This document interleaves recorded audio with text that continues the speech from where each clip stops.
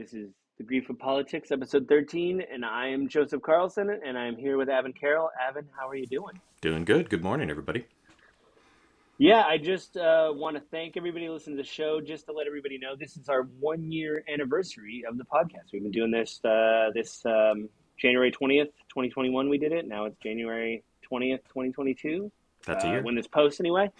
Yeah, so it's a year. So I do have some cool stats, Avin, Oh. before we get on to the main show. Before we get on to like the announcements, stuff like that. Well, this is kind of an announcement. I went through the plays of how many, plays we had over the year through SoundCloud, because that's what we use, and we send it to Apple iTunes to do, or the podcast app. Mm-hmm.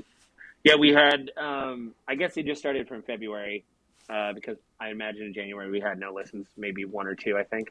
We had 9 plays in February, 8 of them were about the police unions. One was about the Capitol insurrection. March, we had 3 plays. April, we had 4. Basically, our biggest month, we kind of grew a little bit. We had a dip in October, but we had 32 plays in August. And that was like a smorgasbord of things. In September, we had 33 plays. November, we had 41. Our biggest was December of last year. We had 62 plays. People that actually listen to us. And I think this is just through SoundCloud, because I don't know. It seems like the Apple thing is still in beta, like their whole internal stuff. So you can look at reviews and likes and stars, but you cannot see like listening data. Google Play Store actually does a much better job, I think, than that of that. But I thought that was pretty cool. Just to let you know, like our biggest area was Richardson, in America, which I think is in Texas, I believe. I looked it up at one time. And then we had a lot in Germany, in Frankfurt. Interesting. Which is, it was really interesting. That was kind of cool. Thanks everybody for listening and stuff like that. So Avin and I, just to let everybody know, this podcast hits once a month. It's called The Grief of Politics. Please like, subscribe, stuff like that on Apple iTunes. Let people know about it. Share it with your friends. Say, hey, these are 2 somewhat decent people that talk about politics, and they don't yell at each other. We don't cut each other off. Avin is a little bit more conservative. I'm a little bit more liberal. And what happens is we switch on and off topics, and we talk about them every month. So like 1 month, I will pick a topic and then bring 3 articles forward to debate it, to kind of back up our case. And then the next month, Avin will pick a topic and do the same thing. And we're going to do some slight changes to that in the new year. One of them is I actually wrote a thesis sentence, which we talked about right before we started recording. It is terrible. I've not written a thesis since college. I probably would have got an F on this thesis if I had to do it again. But basically, we do want to make the podcast more about how these policies affect people, the grief that people come with. And we've said many times, grief is not just death. Grief is immigration. It is migration, it is taxes, it is income, all that kind of stuff has to obviously do with politics, and it affects people's lives. So what we're going to do when we do the articles from now, I talked to Avin about this offline. I'm going to tell everybody publicly, the first article that we submit and read will be setting up the topic and what we want to talk about. The next 2 articles will be reinforcing how the thing that we're talking about affects people's lives. And so that way it brings it back to grief and you can actually read it. And I found some pretty interesting articles.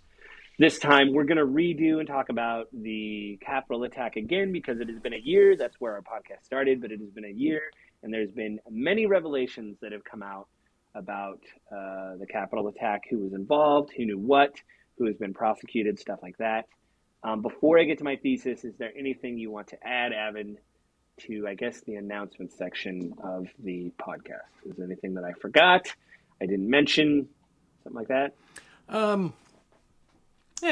A couple kind of thoughts on that. This is the first time I'm hearing those statistics. You and I have talked about it a little bit, but not kind of so broad sweeping in the total numbers. So, first off, I'd like to say, for anyone that's been listening to the podcast, we really appreciate it. Thank you. And we would love to hear from you. If you have any comments, questions, ideas, suggestions, things you'd like to hear us discuss, please feel free to reach out. At the end of every episode, Joe gives out the email address on how to reach us, but it's gwgpodfellows@gmail.com, and just let us know you're talking about the grief of politics and what episode, because I use that for my other podcast. So I just want to know, what you're talking about, like what suggestion you have, that it isn't spam or whatever, and you're like, hey, this is specifically about the Redux Capitol attack. This is what I think, or this is what you guys didn't talk about, or something. Like, just be kind of specific in the subject line or whatever, so we know. So, yeah. Yeah, and that was really kind of all I wanted to say. We'd love to hear from you guys, and again, thank you for supporting us by listening to us. Yeah, I mean, what happens with me when I look at those stats is I only look at it like week to week. So I don't know. I mean, I just don't bring it out, but I figured since it's a year, we can look back, and it was amazing to see the graph kind of grow a little bit. Mm-hmm. So I mean, it's not, we're not pulling millions of subscribers and stuff, but it's nice to see it grow a little bit here and there, and to see the graph go up as opposed to like flatline. I think For sure. we only had a few listens last month, but anyway, so yeah. I will read my thesis again. Like I said earlier, this is terrible. I haven't done this since high school. Avin said when he read it, he rolled his eyes, which is totally fair. I was not upset when he goes, I rolled my eyes. I go, yeah, kind of makes sense. Kind of makes sense that you would. Again, I'll just read this whole text that I sent to Avin, because this is my thesis. I wrote it in a text, but then I wrote a note underneath. This is the episode 13 text. This is about the January 6th attack. Although the threat to democracy remains real for the next few years, the toll on the institutions will take years to heal. As staffers on the Hill continue to burn out and seem to have little help with their mental health, normal Americans are faced with the difficult task of what to do, and also what to look out for based on the noise coming from both sides. And that is my thesis sentence. It's fairly like a long run-on sentence. And I put in parentheses, just FYI, and this is a text to Avin, just FYI, before I wrote this, I had to look up a thesis sentence. It has been a while. Avin, now, since this is an audio podcast, you can't roll your eyes in an audio form. What is your verbal eye rolling that you read this or like? Well, I mean, just for me personally, the first sentence of well, it is one sentence. The first few words about right. Though the threat to democracy is still real, just really feels overly dramatic. I'm not going to necessarily say that there isn't a threat to democracy, but I'm also like, oh man, like you make it sound like the insurrection is still happening and like we're still fighting. Well, I told you offline, there was some articles to support that, but it didn't really fit into the thesis of this. I mean, maybe we'll talk about that later, because I think we should talk maybe about some reforms, and maybe we do talk about voter rights, because I've heard a lot of noise from both sides. Hey, we're not doing this. Hey, we're trying to do this. Hey, they're trying to do this. They're not saying this. Like, from both sides. And over the last year, there's been quite a bit of changes in voting rules, laws, and rights around the United States. And what I'm doing right now, Evan, is you and I have both been not terrible, but we come up with an idea and then we don't write it down. So I'm actually making a note document right now, so we can actually talk about, so we remember this. So I'm writing it as we speak, so we don't forget. So I'm just doing bulleted points. So voter rights. Got it. Okay, that's one. Anyway, if we have more, I will, because like I said, we do this on the phone all the time, where we have these big sweeping discussions. Like, it'd be cool to talk about these 4 things, and we don't write them down. Mm-hmm. So maybe I'll just have my phone with me when we talk, and I'll just take these notes. For the first time in a long time, I actually know what I want to do for my next. Wow! Which we'll announce at the end. So stay tuned so that you can hear what the next episode will be about, to figure out if you want to tune in.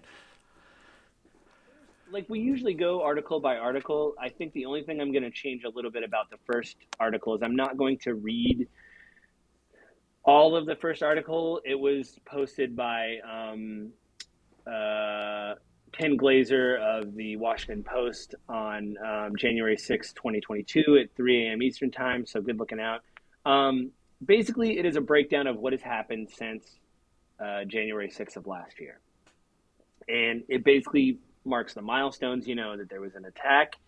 And this is a direct quote. Actually, I'll read a little bit of this. There's a quote by Christopher Wray, who was appointed by Trump. he was the FBI director. He says the attack, quote, the attack, that siege was criminal behavior, plain and simple. And it's a behavior that we, the FBI, view as domestic terrorism. So whatever you think of Christopher Wray, now all of this stuff is in the purview of the FBI, basically. I think Biden announced the other day that he's starting some kind of task force on domestic terrorism or something. So I guess that's maybe another. I'm actually going to write that down. I did want to talk about that,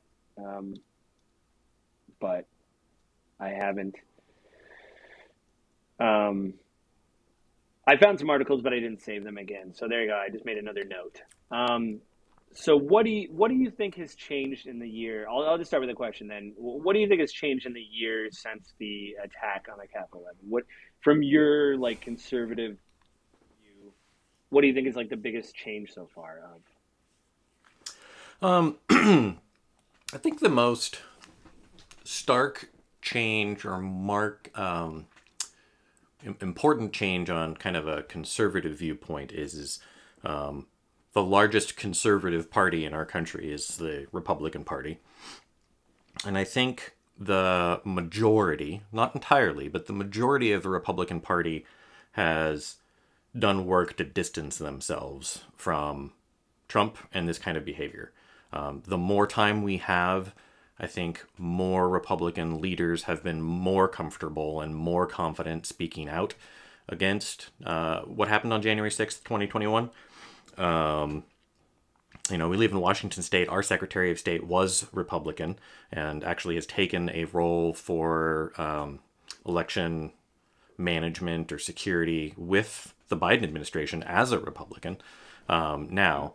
But, she publicly came out almost immediately over and over again saying our election is secure. There's nothing wrong with mail-in ballots because Washington State is an all mail-in ballot state. We've been doing it for years. I actually didn't know that. What was that?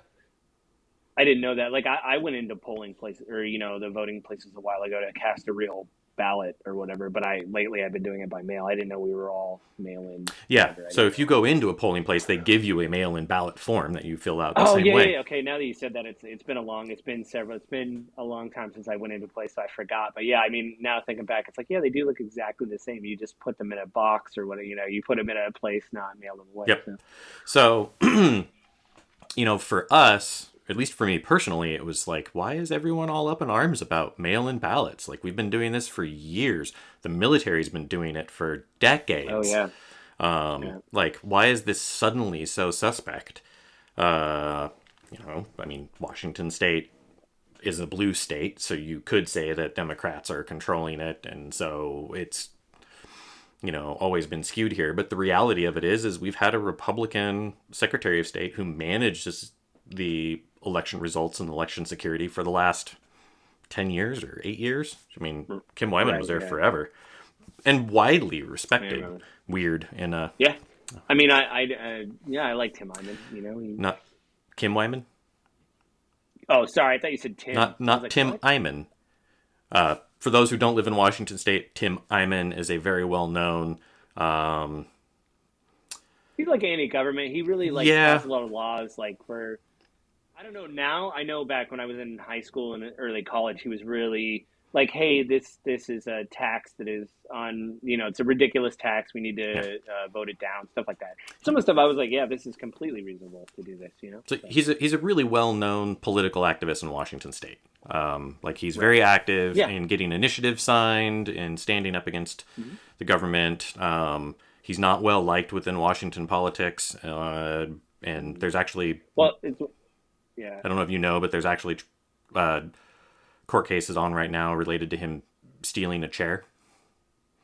Oh, cool. Because they're after him for it. Because apparently he was on the phone and he was in a rolling chair at like an Office Depot or something a couple of years ago, and he rolled out and then he came back in and brought the chair back. But they're after him for stealing it. So this is really something of like, what can we get him for type thing, as opposed to like... To me, that's what it feels like. But, I mean, who knows? Anyway, the point being, I think that's the most stark and noticeable change. For all of Trump's presidency, the Republican Party as a whole was very reluctant to challenge Trump on anything. and just sort of sat in the background because he holds a lot of sway over a lot of very vocal voters. I don't think they represent the majority of the Republican Party. I think the Republican Party, when Trump ran, I think a lot of Republicans were in the same boat as Democrats were in this election, where they voted for Biden because it was the candidate they had, not because they like him. Yep. Most Republicans I speak to will point to things that they really like that were done well with Trump, like the economy did very well, unemployment did very well up until COVID. And those are the kind of things they'll talk about. Or, African American unemployment's at some of its lowest levels ever. Same with Hispanic workers. Right. And he did see gains in 2016, like those voters. Again, I mean, I think I said it in a past podcast. I don't remember which one. If you make people's lives better, that's really all that matters, and they will vote for you. And so the Hispanic people saw that. African Americans saw that. No matter what I feel about Trump, when you do that, that's how you get votes, Mm-hmm. And I think they saw those gains. I mean, all that stuff got reported in 2016, that, or even 2020, that he was gaining ground with those voters. And so, yeah, I mean, I have tons of problems with Trump, but one thing I did admire, I'm like, he's just doing it. Like, you just see him give a speech, you're like, well, I guess we're doing this now. Like, Mm-hmm. I don't like the way he did it or what he said or how he went about it, but a lot of people progressives that I've listened to are like, especially now with what's happening now is like, so we're just gonna sit here. We're just gonna sit here and we're not gonna say anything. We're gonna be the totally passive aggressive spouse or partner where all this stuff is going on and the conservatives are like, look at how loud they are and obnoxious and they're saying all. It's like, yeah, but they're doing stuff. Mm-hmm. Like, you guys are just kind of sitting there like, oh, I don't know, we can't do anything about Build Back Better. We can't do anything about the economy. Oh, what about inflation? It's like, well, then do something. You know what I mean? Like, fight. Like, that's one thing I think that we're on the left is having. It's like, okay, so I've heard Biden described as a sleepy coat rack before, and I'm starting to feel it. There's a lot of sleepy coat rack energy. I mean, Sleepy Joe's a really common refrain. I know people that refer to him as a potato. Potato Joe. I mean, yeah. I mean, I'll say this to bring it back to grief and everything. Yes. Really, go read that article. It really lays out like what has happened. The only thing it didn't have is like numbers. I know there's been at least 50 court cases that have been thrown out of court that have of conservatives trying to challenge the election, and these are in front of conservative judges that Trump has appointed. Those have been thrown out. There's been audits of Arizona. I know for sure. I know there's been other states. Arizona, they found that there was more votes for Biden than there was for Trump, so Biden won Arizona even more. So read that article. It's really good. I think I'll read one more thing that I thought was kind of amazing. Let's see here. There is a great video where they do side-to-side things of before the election and after the election with different officials like Lindsey Graham and Mitch McConnell, how they totally turn, whatever. 727 people were arrested and charged with crimes. More than 75 have been charged with entering a restricted area. And they've also had deadly dangerous weapons. Yeah. Yeah. And people are like, well, they weren't violent. They have a list of weapons that these people had. They had baseball bats, fire extinguishers, a wooden club, spears, crutches, a flagpole, bear spray mace, chemical irritants, stolen police shields, a hockey stick, a stun gun, and knives. And only a handful of people have been charged with carrying a gun inside. There's a famous photo of somebody jumping over one of the banisters. He had a pistol that I saw in the photo and twist ties in his hand. So he is probably being charged, if they can find out who it is, with having a gun in the, in the chambers. So, but the second article I wanted to bring out, which again, this is tying it back to grief, website I've never heard of called Roll Call. Now, I've heard of some of these things before, that there's a lot of people on the Hill that are very frustrated with this disconnect between, you people knew the big lie, you knew it was a lie, and yet you still work here. I have to work with you, and I still have to see you every day, even though when there's this disconnect. This was an interesting behind the scenes perspective that actually really appreciated this article. Yeah, because I think what I was hearing, you hear verbal things where somebody will give an interview, some staffer or whip or assistant will be like, "It's rough." That's really all you'll Hmm. hear. But this is somebody that the article was again by roll call. They're covering Congress. The quote the headline is just a quote. It says they wouldn't care if I was dead. A staffer fallout from January 6th. Denial of the insurrection, always on work. Culture's on a pile of trauma, and a lot of people just talk about they are just burned out. 5 people died in the attack. I hate that they reload ads every 7 seconds on this website. That's the only thing I don't like. 5 people died in the attack, including a police officer. 2 officers died by suicide after the violence. Some officers have brain injuries and one lost an eye.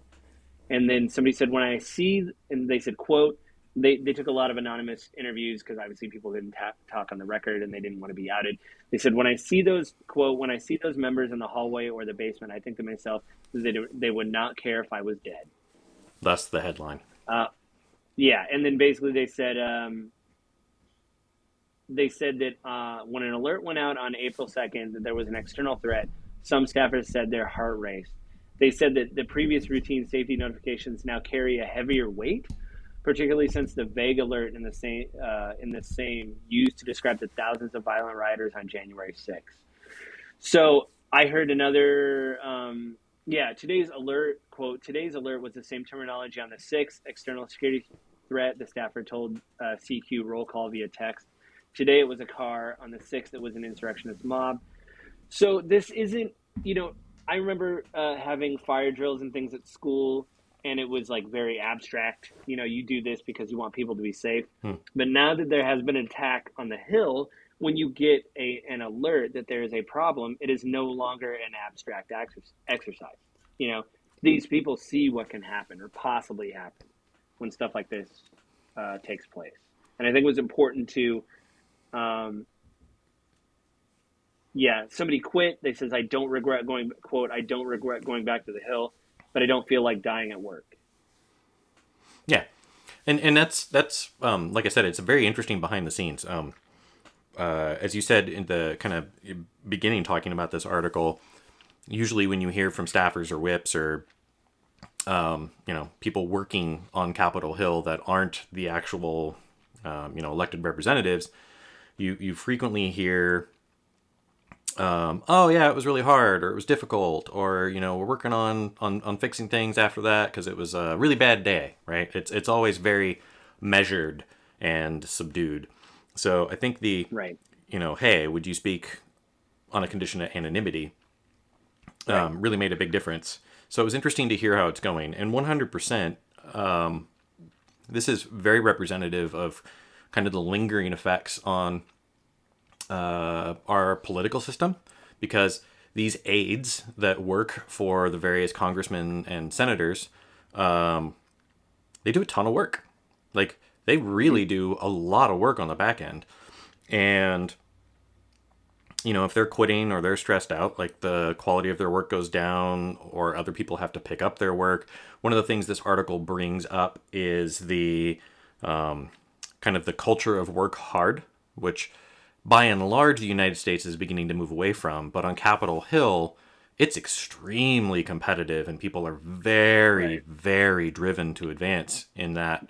They did talk about working till like 9 p.m. in that article. Like, you're just on all the time. You get up now with smartphones, you're obviously connected at all times. Yep. So like the moment you get up, you can check an email, respond, go to work. You can come home and you can answer with a laptop. You can answer emails right away. Exactly. There's not like this 9 to 5, like I'm done. Plus, if you think about it, I took a step back from this article and thought, okay, no matter what I feel about people on the right or the left, or how, like, the rant I just went on about, do something, there is staffers that are doing something. These people that are at a lower level are writing responses. They're writing press statements. They're reading these bills. They're the ones, when we make fun of politicians, like, they didn't even read it. They don't even know. They don't. It's because these staffers that work for them are literally reading hundreds of pages and breaking it down. They have tons of different backgrounds, legal, psychological, whatever. Yep. They're going to college for political science. They're breaking this down, going, okay, so what does this mean for us in our district? Hopefully, I'd imagine they would be.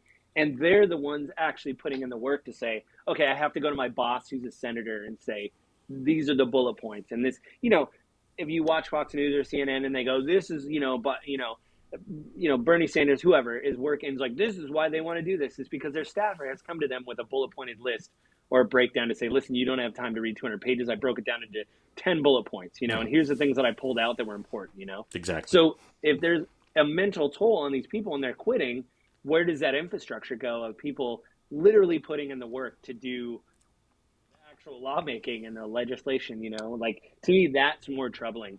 They did bring up in the article that I think it was towards the end, quote, people need to get assistance, but they're too afraid of what is going to happen to them if they take a day off to figure out what is going on with their mental health, because most chiefs of staff don't actually know how to handle that. And then later they talk about there was actually a department, I'm trying to find it, but there was a department in here that said, I can't find it, but there was a department where, there's something called, stupid ads, the OAE, which is it's the Office of Employment Assistance. I just want to read this quote. There is people on the Hill that are like a psychologist, it's a team of people to help you with issues. Quote, before I use it, I brush it off. Oh my God, the ad loaded again. Before I use it, I brush it off as, how could they understand my issues with my boss? Or how could they understand the challenges of Hill staff? And I was wrong in every respect. The former House aide told CQ Roll Call, quote, OAE is a dedicated team of experts specifically trained to assist Hill staff with unique challenges. And she said she praised them and said they're able to meet with you, and credited her working with the office for breaking through and making positive changes in her work and work and life outside the whatever. And so between January 6th and April 16th, the OAE had seen more than 5,400 individual interactions, including support service to individuals, follow-ups, management consultants, trainings, briefings, and group services. They said it's been very, troubling. It sounds like there might be some, I'm inferring this from reading these training briefings, consultants, there may be some therapy going on, or like some psychologist there to be like, do you just need a moment to talk, or something like that. Like, it seems like that is kind of going on, but that's more of an inferring from the article, they didn't specifically say that. But I don't know. I think that's important. And again, if these people are being stressed out more and more, what does that say for the actual system of government when, these senators and Congress people don't have a staff to go to because people are quitting, To me, that is problematic.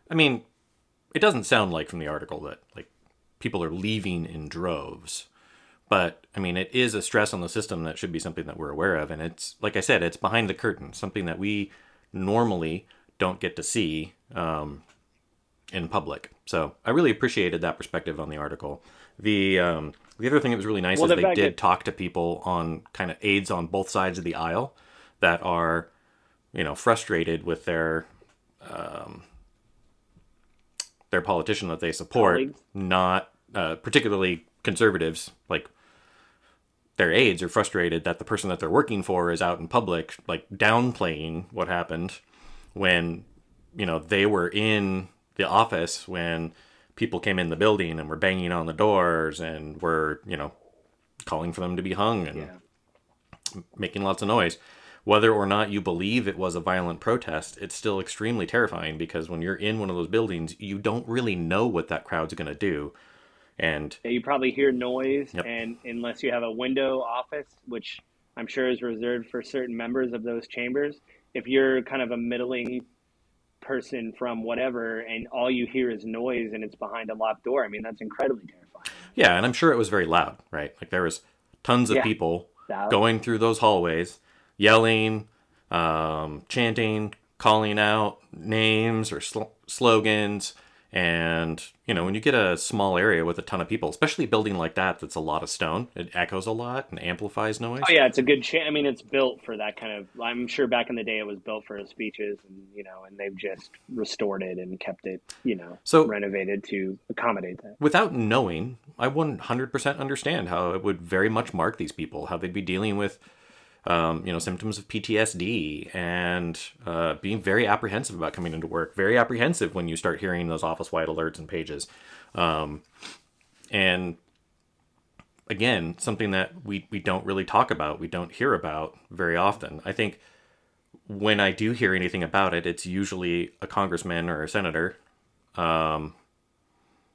It's usually congressman standing up about, like, I was in the building, don't downplay this, my life was at risk. And usually it's, of course, the overplayed, over dramatized political perspective about it, because they're trying to, paint the other side as this terrible villain and garner sympathy for themselves. But this is very human. I like that these were also anonymous staffers. So no matter politically what I have a problem with people, you hang that when you hear the interview, you hang that on the person. Like, well, obviously I don't like this person, so I'm not going to listen to what they say, or I don't care about what they say. Exactly. But like, if it's an anonymous stabber, you're like, this could come from anywhere. Yep. Meaning paints a better picture. And I think there was 12 people, if I read it right, that they interviewed. I don't remember. Look really quick. They said how many they talked in the beginning of the article. I don't want to misquote them.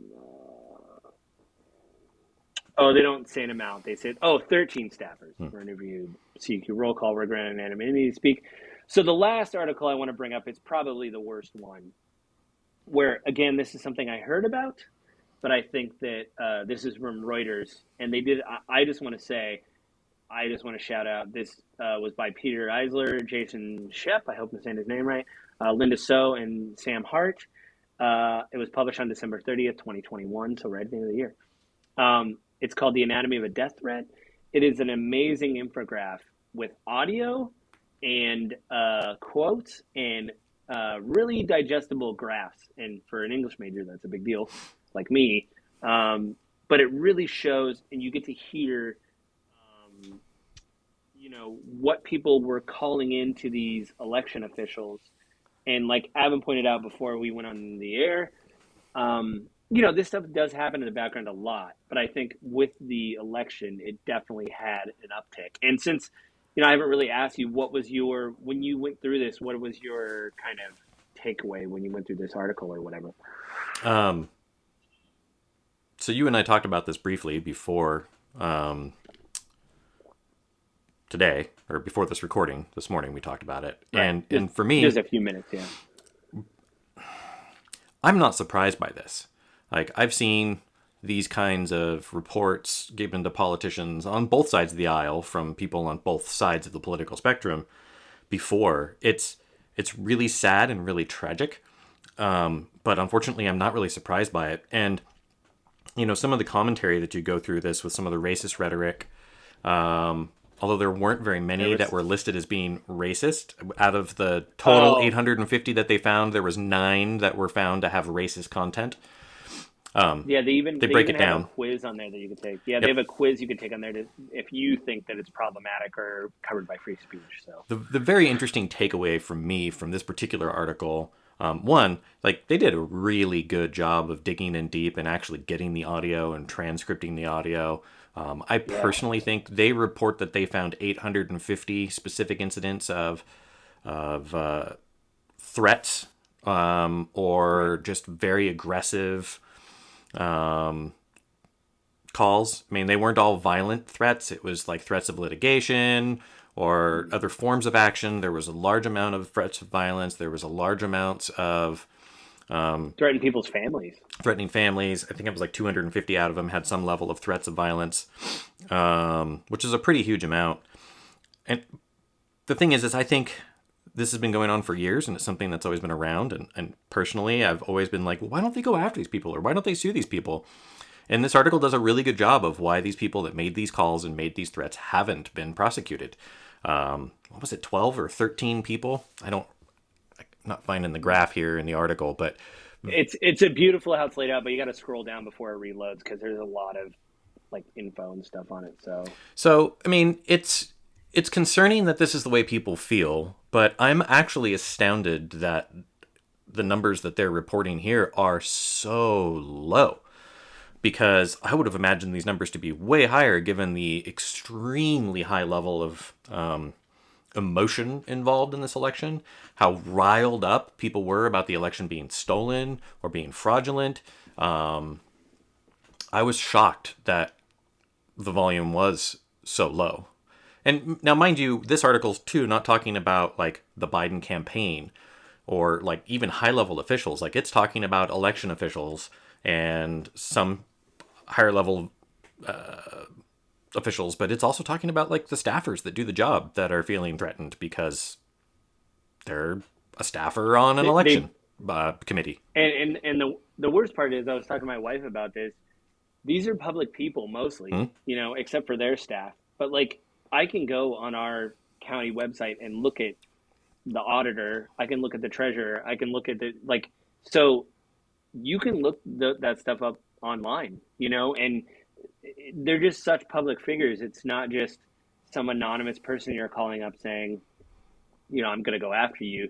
I mean, these people are public people, and so do like I said to you before we started recording, like, do these people have to get security?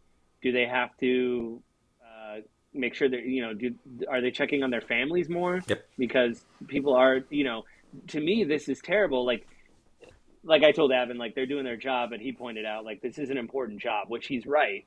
But like, there's this really sheds a light on, again, like the other article did, that like before, I heard this happen, but it was always like a passing, yeah, there was some death threats sent to so and so, Mm-hmm. but now you hear the audio and you read what they've transcribed, and it's horrific, and it's one of those things where it actually makes me more angry at the conservatives who continue this big lie, because it's like, you understand that like you're not speaking in a bubble anymore. You're not just speaking to your Patreon subscribers. You're not just speaking to your Mm-hmm. people that subscribe to your podcast. People are hearing this, and this is the outcome of what they're doing. And I'm not saying that they're telling people to do that, but as we said earlier with Trump, if you say these things and kind of put your hands up and say, well, it is what it is, other people will feel emboldened to say, oh, then this is, I'm totally fine with this. Like it's my call is justified because nobody has pushed back. Well, I mean, like in the first article in the Washington Post, the very first quote on the article is from President Trump. The insurrection took place on November 3rd, Election Day. January 6th was the protest. And you and I have talked about this many times before. I don't go so far as to call what happened on January 6th at the Capitol an insurrection. It was a egregious violation of appropriate behavior in an election, in a democratic political system and process. It was driven by an egregious level of stirring up the base. Even when Trump didn't do it directly, a lot of his supporters and people on the outside fringes in the media and even his family definitely did a lot to foment the resentment. I mean, that's something that's being investigated right now about who knew what in his cabinet and what they were sharing with each other. If they were meeting with protesters, there's some talk that they did meet with some of these people before. Some of those people, I don't have their names. It didn't really get into our, even though we're talking about January 6th, because I think it's still up in the air. But some of the people that were planning the protest at the rotunda or whatever, the Capitol there, what do they call that? Wherever before they went to the Capitol proper, those people are coming forward and wanting immunity from prosecution because they feel they were thrown under the bus. I mean, I don't want to put words in their mouths, but basically there is more going on, and so, I mean, I would disagree with you and say it was an insurrection, but what I think is, we'll talk about later maybe with voter rights, is that I think this is kind of, it is a weird magic trick in a way where this is what is in my hand and what I'm having you look at, but with my other hand, I'm doing something else. And we'll probably talk about that more when we talk about voter rights, because I think that's a big system of like, there's something going on about these people coming into the building. They wanted Pence to overturn the election. The president even said that, there's a quote here in this first article about Pence. Oh, right here. When Trump spoke to the crowd gathering on the Mall, he denounced the election results as the most brazen and outrageous election theft, quote unquote, and declared, "We will stop the steal." He asserted that Vice President Mike Pence had, quote unquote, the absolute right to reject the Electoral College count and said, quote, send it back to the states to re-verify and we become president, end quote. Pence that morning had already indicated to Trump he did not agree. He complained about the explosion of bullshit and the election count prompted by the crowd to chant the phrase. He then urged the crowd to march in the Capitol. You have to show strength, and you have to show, and you have to be strong. So yeah, so I do think it was an insurrection. I think the moment he got Pence involved, to me, that signals an insurrection. Do I think that people like there was people in the chamber saying we need to drag these people out? I mean, there's been tons of interviews. We need to drag these people out. The guy had twist ties. What was he going to do with them? You don't go into a building with twist ties. He's not twist tying garbage cans together, or garbage bags. My thing is but it's all a legal thing. I'm not disagreeing with that. What I'm saying is, I think the legal scholars right now are talking about the scope of what this thing is. But I think, again, when we talk about voter rights and things, I want to bring it more into that of what is happening behind the scenes to make it easier to do publicly what they tried on January 6th, I think is, and again, it's still ongoing, but it has been a year, so we found out a lot more. So, oh yeah, and I mean, the trials are still going on. They're still subpoenaing people. They're still fighting. People have been charged with contempt of Congress for not coming forward and speaking when they said they would come. And the whole thing is shameful. It is embarrassing and disappointing that any of this could happen, and that our politicians either kept silent about what was going on, or in some way supported it, even if they did it in a way that gave them plausible deniability. Like Trump, well, I never actually said that. Like, I didn't tell them to do what they did. They just did that on their own. Right. Even though you listen to it and you're like, it was inferred. Yeah. And that's where the legal question comes down. Yep. Yeah, can you infer things? How does that... And also, I didn't bring it out in this thing, but many of his followers in interviews, the people going to court and said, oh yeah, he told us to... They got that from him of oh, he told us to go do that, so that's why we were there. Because he told us to stop the steal or march, so we did. We did it, Yep. Which legally, I don't know how that... I mean, I'm not a lawyer. I don't know how that factors into a legal argument of well, they're saying he did, so did he? I don't know. And again, kind of bringing it back to grief and the articles we're specifically talking about, those actions of those people, be it a mob, be it a riot or be it an insurrection, whatever your perspective on it, marked the people that worked in the building and left a large level of grief, as we discuss in the grief of politics here. For the American people as a whole, it left a very high level of grief because, for me, it's severely disappointing to see this level of behavior in the American people. And we always thought we were better, right? We always thought that you'd see a coup in another country or the tanks going to the Capitol, and you think, although that didn't happen here, part of it did.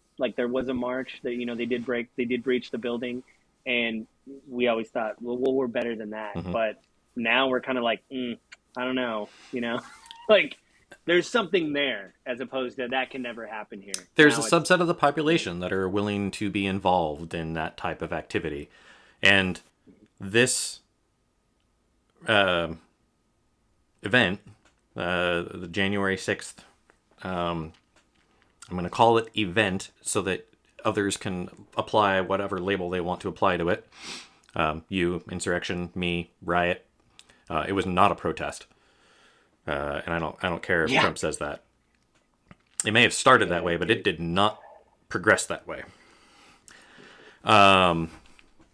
The event is going to embolden the more extreme members of that kind of movement and that ideology.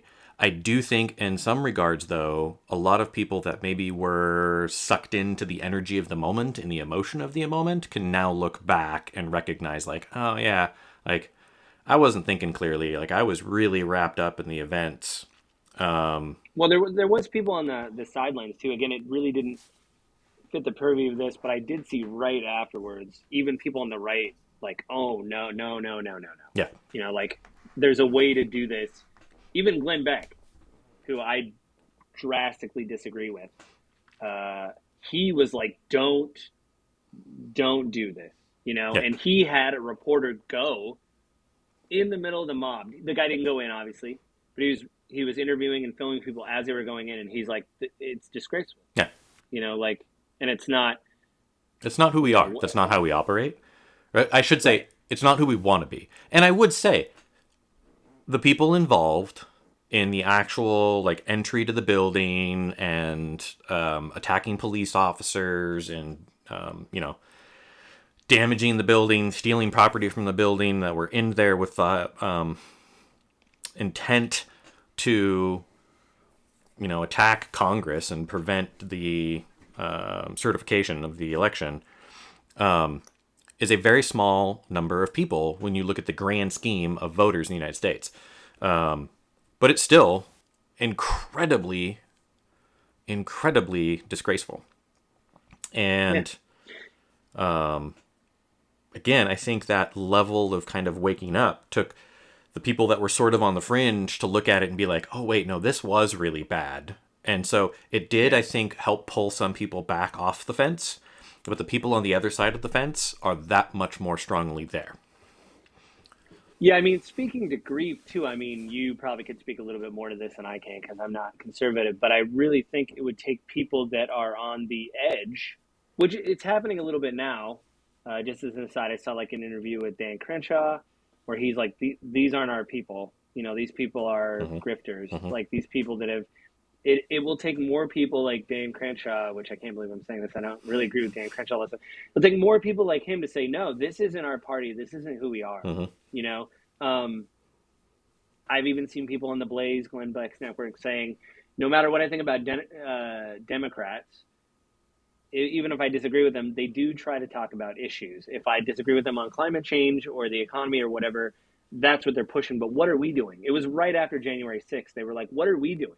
We're just mad and we're not focusing on, and I think it would take more people like Dan Crenshaw in the party to say, listen, we really need to focus on, education or what issues really, and, stuff like that. And from a conservative perspective, I think Dan Crenshaw is correct in that. Like, we really need to come back to that. I read an article recently, not related to this particular discussion, but tangential to what we just said, that made the same argument about the Democratic Party right now. Is Democrats aren't getting anything done because right now they've become the party of anti-Trump. Well, the article basically, it was written from a pro-Democrat writer, basically was like, hey, as the Democratic Party, as the liberal members of our country, like, we need to move past this. Like, Trump's out of office now. We need to start actually doing stuff.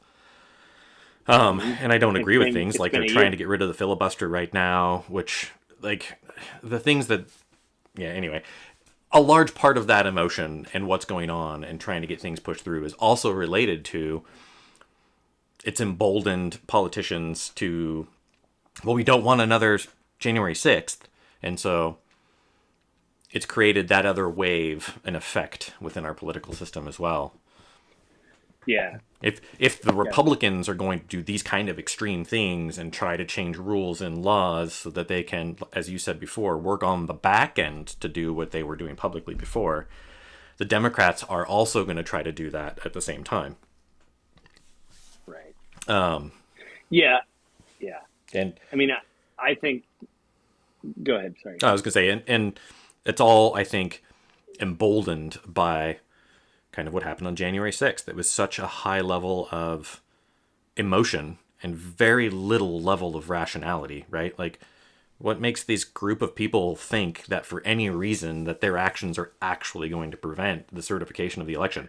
Because they were told it would, but there was no digging into the rules or the laws. There was zero research. Like, they just blindly trusted the people that told them that without recognizing, like, you can't stop this. Well, not only that, but like a lot of people on the right pointed out, okay, so we get our way, right? And for whatever reason, Trump is certified as the president. Now that we've set these machinations in motion, Hmm. couldn't the Democrats just do that next time? Yep. Like, if a Republican comes, they'd be like, "Well, you guys did it. Like, we know now how to do this." You know, that's why I think there's so many guardrails right now with state auditors and elected officials, and they have a staff.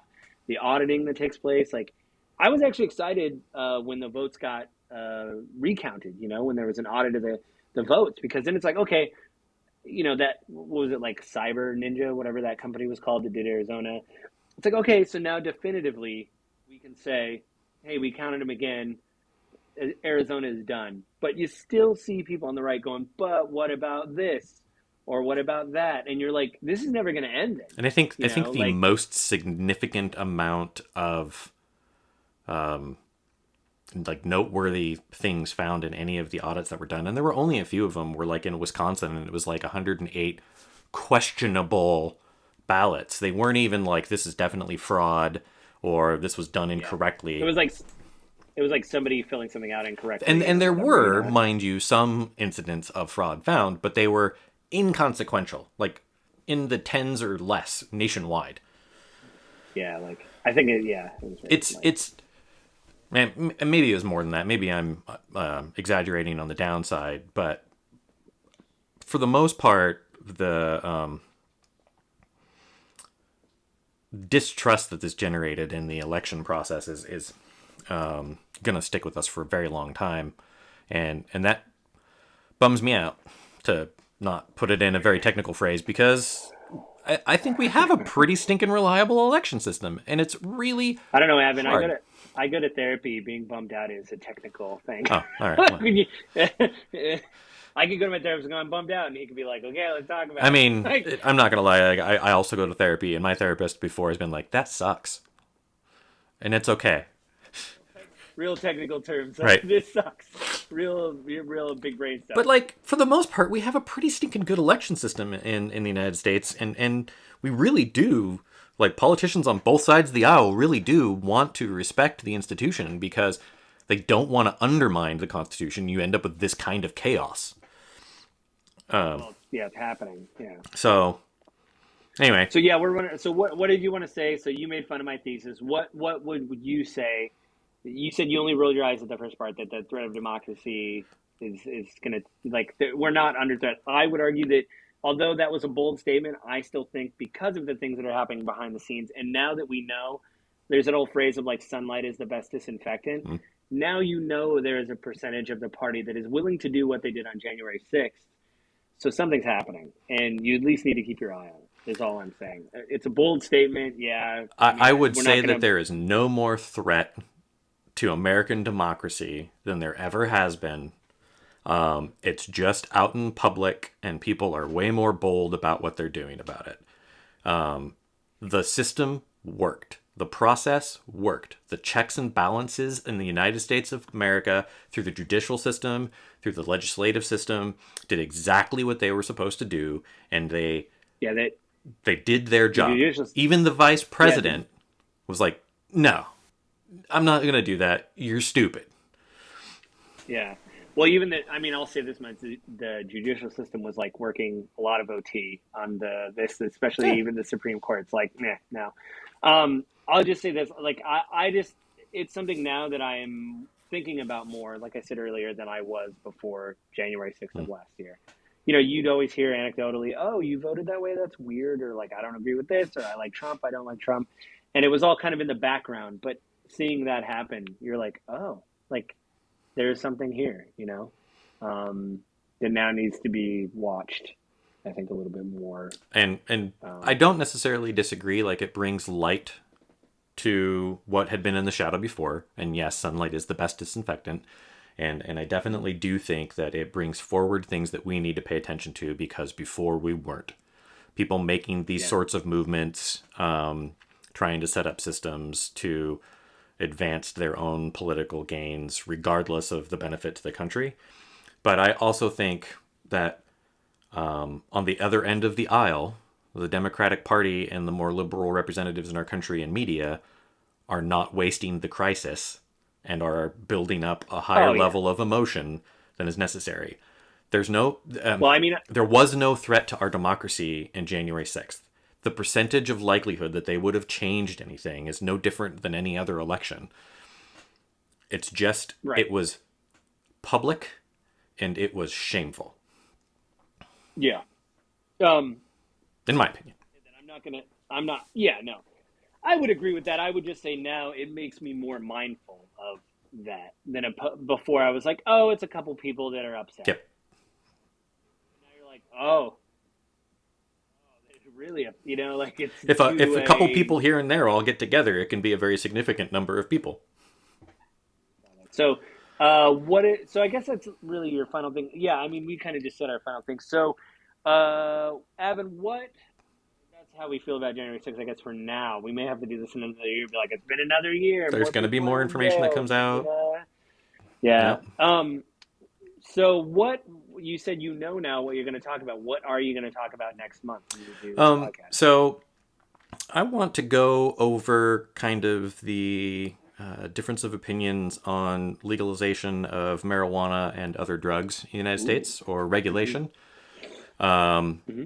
Kind of the It's difference. changed a lot. Yeah, I mean, we've definitely had a large shift in the United States in our lifetime. I mean, even over the last 10 years, there's been a big change in opinion publicly. But I'd really like to talk about kind of the viewpoint, conservative versus liberal, on the idea of legalizing versus not legalizing. I will disclaim, I want to talk about it, but as a conservative, I am libertarian, and so I am pro legalization of. I mean, I mean, to totally disclose too, like I'm liberal. I have never smoked weed, but I think if you do that and I mean, weed isn't an expensive, it isn't an expensive drug. And most people, I've never heard of a weed induced crime unless it was laced with something that, like PCP or whatever. My thing is like, I'm still dismayed that people smoke it. I think, just like cigarettes, it's harmful that way.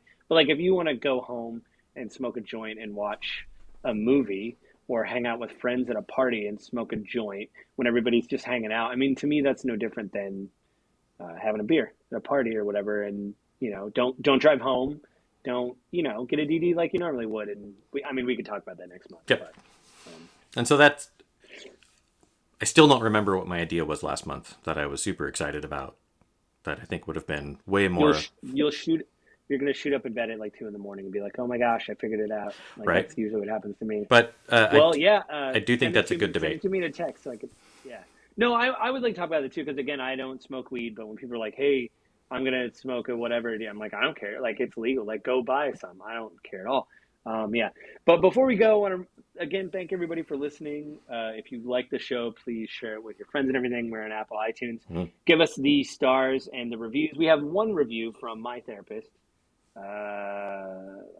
person on there that said, basically, I like the podcast, but you need to talk more about grief. Av and I have talked about that, and we're trying to address that more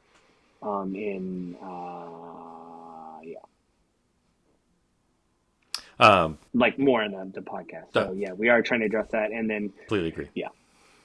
And then if you guys want to write to us again, this podcast, The Grief of Politics, comes out once a month. And where we talk about topics that interest us. You can write to us at gwgpodfellows@gmail.com. So go there and, write us an email. Let us know what you think of the show, or if you have a topic or something you want us to talk about, or what you thought of an episode. And then again, please share it with your friends. I don't know if Avin has a Twitter handle, but I am at JustLittleJoe on Twitter. So if you listen to the episode and like it there, again, I will try to get better at promoting the episode. I'm terrible at promoting my own podcast. But is there anything else you want to promote, Avin, before we leave? As we've discussed on pretty much every episode, I am also a licensed real estate agent focusing on helping people find good qualified real estate agents. If you want more info on that, feel free to reach me at avin@youragentguide, all one word.com, or on my website, youragentguide.com, and we can discuss that. Got a little intro video there, some information.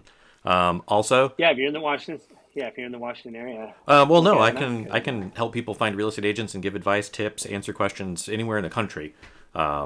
Oh, in the cool. United States. I didn't know I'm if it not was going a to speak license. I about didn't know if it was a... foreign real estate rules and laws, but I can definitely speak about the United States. It is part of the licensing process, is American real estate law as a whole. Although I may not know, specific states' rules and laws, Yeah. but also, I would just like to reaffirm we'd love to hear from you. GWG at GWG Podfellows. GWG Podfellows. We'd love to hear from At you, your gmail.com. feedback, your input, any ideas on future episodes. We'd love to have that, as well as I'd really like to shout out another reading a comment podcast would be nice. that Joe does, Gaming with Grief. Yeah, there's a lot of grief. Gaming with grief. Yeah. Which, if you're into video games at all, and you've experienced any pain or grief in your life, so basically everybody. You're right, yeah. Everybody that's breathing right now. So basically everybody that plays video games could find some kind of connection in it. Joe worked really hard on it. It's a really good excuse for him to play more video games. So it is. Well, I mean, let's be honest. We all buy things in our life that we don't look at again or complete or finish, whether it be a book, a movie, or whatever. So this is just a way for me to really look at the lens of grief through gaming and actually complete what I purchase. So I can justify, paying money for games and stuff like that. So, yep. I mean, that's a knock-on effect. I did actually submit, to put it out there, I submitted to Kind of Funny. They're like a YouTube, internet, Patreon channel. I like the host on there and everything. One of their main hosts is pretty big, Greg Miller. He actually put a survey out there. He wants to be on other people's podcasts. So you can fill out a form and submit. I did that. I have not received anything back. But I think there's 2 days at the end of the month, I think, or middle of the month. End of the month in January, middle of the month in February, I might get on. He might be on my podcast. I do not know. So, but I at least went through the process of submitting. So we'll see. Cool. Because they have thousands of people listening to them. So obviously, if you get, him with a bullhorn talking about your channel, it's good. So yeah, that'd be awesome. Yeah. So I guess with that, next month we'll talk about weed. Is there anything else, Adam, before we say goodbye? Nope. I think we've covered pretty much everything. Thanks everybody for listening. We really appreciate it. Yeah. Have a good month, and we will talk to you guys next month.